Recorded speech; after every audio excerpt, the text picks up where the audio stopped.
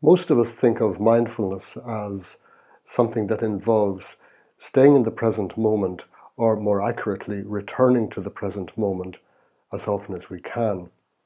But there's another aspect to it as well, and that is acceptance. We try to return to the moment with acceptance, or to cultivate acceptance while we are in the moment. Now, acceptance is a difficult word because while we all know what it means, it's very hard to actually say what it means. Certainly we can say that it doesn't mean necessarily surrendering to what's going on. It doesn't necessarily mean approving of what's going on. In a way, it's about not struggling against realities that we cannot change.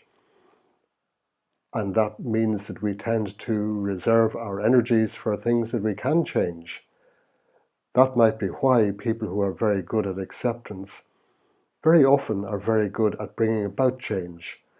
Their energies are used in a more creative way. You could say that acceptance involves expanding our experience to include the inevitable dissatisfactions of life.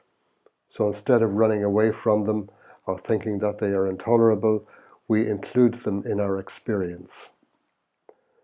Now, a very simple example would be that right now where I am, it's a sunny day and I'd like it to stay that way because I want to go for a walk. But if it suddenly started to rain heavily, accepting that doesn't mean that I wouldn't switch it back to a sunny day if I could, but it does mean that I'm not going to waste time sitting here stewing about it, complaining about the rain and the weather and how my plans were ruined and so on and so forth.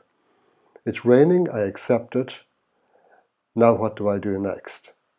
So I might find something to do inside the house, or I might just get dressed for a walk in the rain. But either way, I don't have to be stopped in my tracks, if you like, by the fact that it's rained.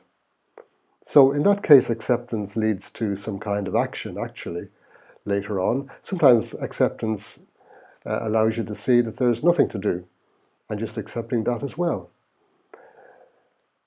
We have to remember that life always has dissatisfying elements.